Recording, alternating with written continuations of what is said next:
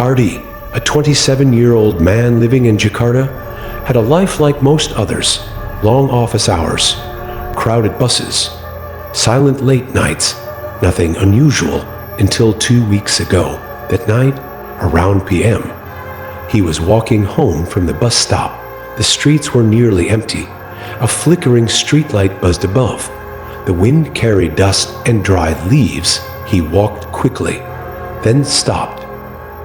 Across the road, under the dim orange light, a figure stood, not a man, not quite. Its entire body was black like a solid shadow. No face, no features, just darkness shaped into human form. But what froze Ardi in place wasn't its look. It was walking backward, slowly, stiffly, one step at a time toward him. Ardi squinted, thinking it was a prank, but there were no laughs, no hidden cameras, no one else around, just him and that thing. He took out his phone to record it, but when he pointed the camera, nothing showed up. The figure was invisible on screen. He panicked, turned into an alley toward his boarding house, walking faster, then looked back. It was still there, still walking backward, and had turned into the same alley. The next day, he brushed it off. Maybe he was tired, stress. But the next night, it appeared again near a bus shelter. Then again, by a closed mini-market, always in a different place, always walking backward, always facing his direction. He tried telling people, pointing, but no one saw it. Some ignored him. Some looked at him like he was crazy. The encounters grew frequent. Ardi covered his windows, removed all mirrors, refused to go out at night. But the figure kept coming. It never ran, never spoke, just walked backward, getting closer. One night, desperate, he searched forums, ghost stories, anything. Then he found one post, old, written like a warning. If you see the shadow walking backward, don't follow. Don't get too far either. It will match your final movement, the one just before you are meant to die. If it matches, your time's up. A cold shiver ran down Ardi's spine. His memory drifted back to high school, a minor accident. A motorcycle hit him. The doctor said he was lucky, but what if he wasn't supposed to survive? What if something was correcting the mistake now? That night, his TV screen suddenly blacked out. Then a silhouette appeared. It was the shadow, walking backward, straight at the screen. He hadn't touched the remote. He turned toward the window. The shadow was no longer outside the street. It was standing in his boarding house yard, and tonight, it wasn't just passing by. Ardi stared at the window, the curtain barely moving. He didn't dare peek, but he could feel it. Something was out there, standing in the yard, just meters from his door. He backed away, reaching for his phone, not to call anyone, just to hold something. The screen lit up, but there was no signal, no Wi-Fi, no bars, just the clock, ticking to slow. Then came a sound, knocking, soft, steady, knock, pause, knock, pause, knock. It wasn't loud, it wasn't angry. It was rhythmic, like footsteps reversed, like someone walking backward and knocking with each step. Ardi stood frozen. The sound echoed through the small boarding house. Then the doorknob turned, not violently, slowly. Someone or something was testing the handle, not trying to break in, waiting to be let in. He stepped back, heart pounding, gripped a plastic chair as a weapon. But the door didn't open. Not fully. Not yet. Minutes passed. Silence returned. He crept toward the door, leaned an ear against the wood. Nothing. No footsteps. No breath. But when he turned around, the figure was inside his room, standing in the far corner, still walking backward, one step, two steps, toward him, but not on the floor, on the ceiling, crawling upside down, as if gravity didn't matter. It moved slowly across the ceiling, joints bending unnaturally, limbs twitching. Then it tilted its head downward, no face. But Ardi knew It was looking at him. Then his phone buzzed. He looked, the screen flickered. A strange system message appeared. Not a notification, not from any app. Don't move. If IT matches your final motion, you'll be replaced. The phone slipped from his hand. When he looked up again, the figure was gone. No sound, no trace, just silence. But on the floor were black footprints, reversed, leading from the corner to where he stood. And from that night on, Ardi noticed something worse. His body didn't feel fully his anymore. His steps felt unnatural. Sometimes he had to consciously stop himself from walking backward. Even when standing still, his shadow would twitch, not with him, against him. And that's when he realized it didn't want him. It wanted to become him. Each morning after that, Ardi woke up more disconnected. One day, he found himself already standing at the door, hand on the knob, with no memory of getting out of bed. His feet were dirty, his knees scraped. He hadn't sleepwalked, he had been used. The mirror became his enemy. At first, it was subtle, his reflection blinking half a second late. Then it stopped copying him completely. He'd raise his hand, and the reflection would hesitate, or worse, do something else entirely. One morning, he splashed water on his face, then looked up. His reflection was still bent over. 3 seconds passed. Then it slowly raised its head. It smiled, but the smile was upside down.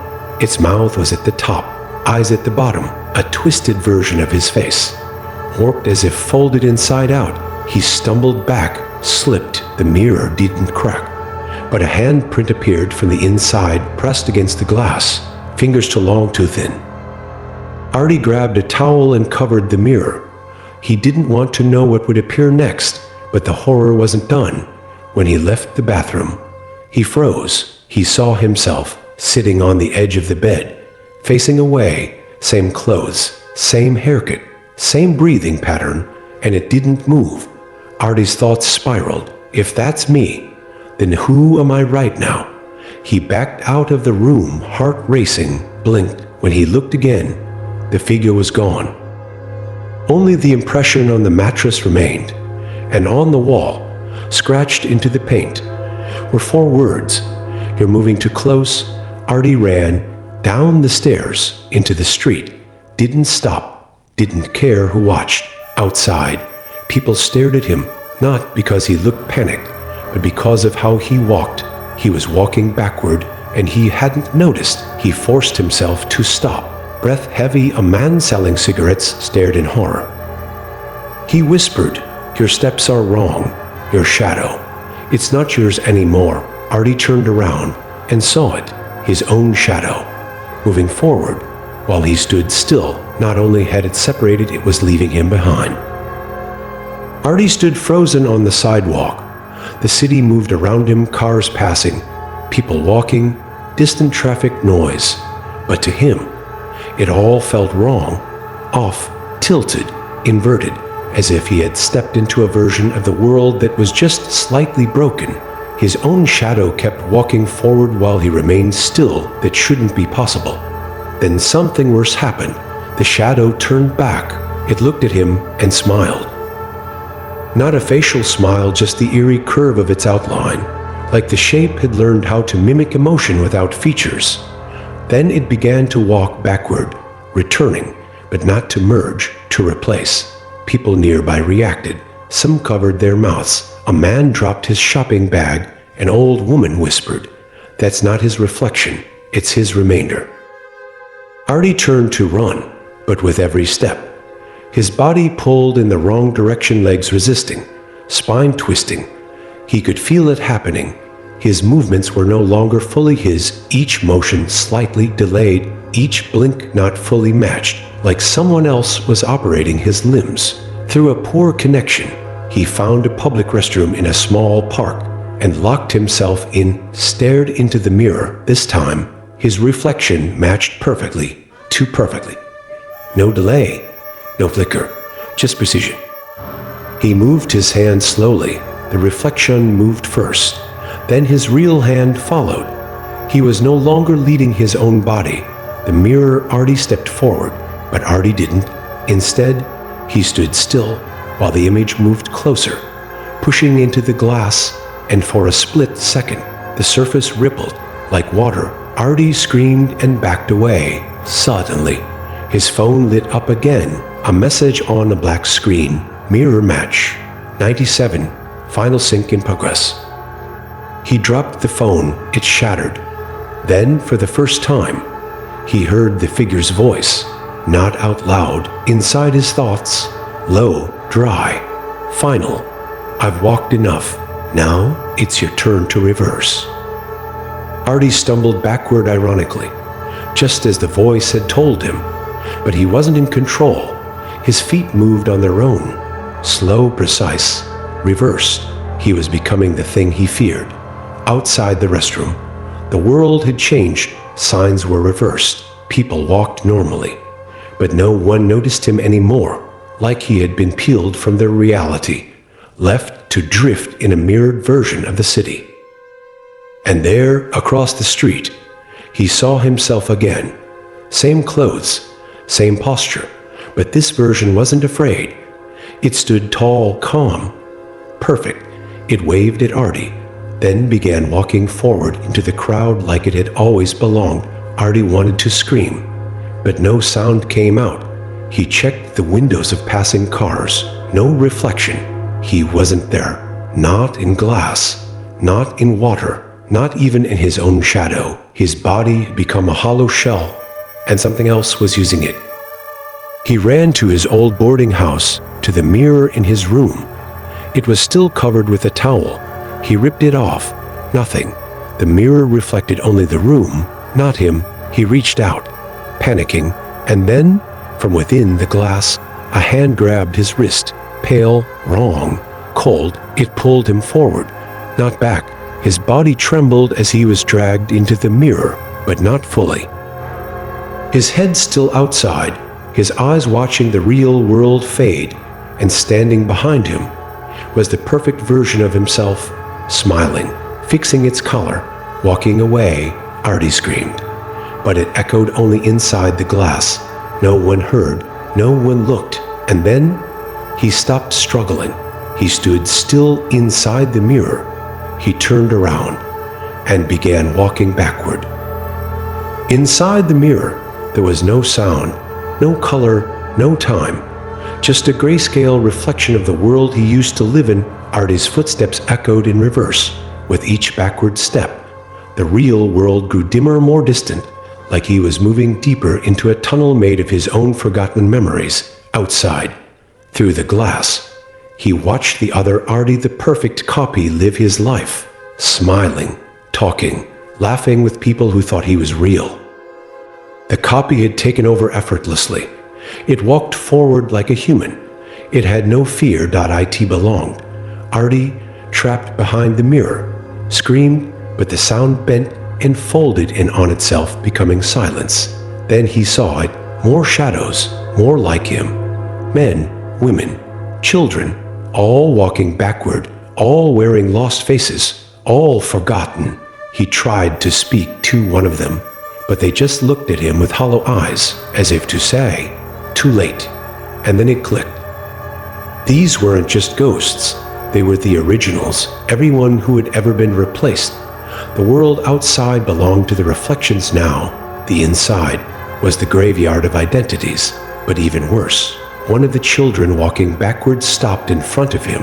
A little girl, empty eyes. She opened her mouth and whispered, "You don't stay here forever." Ardi froze. He wanted to ask, what does that mean? But before he could, the world behind the mirror began to shift, darken. The floor cracked. The glass began to shake. Then a voice, not from outside, not from inside, but from within him, said, "Your role is complete. Now you will be the one others see before they disappear."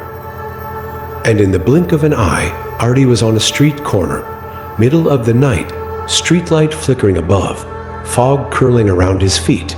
But this time, he was the one walking backward. No face, no voice, just an outline, a shape of what used to be human. And across the street, a young man looked up from his phone. He froze, he stared, he saw Ardi, because now only he can see me.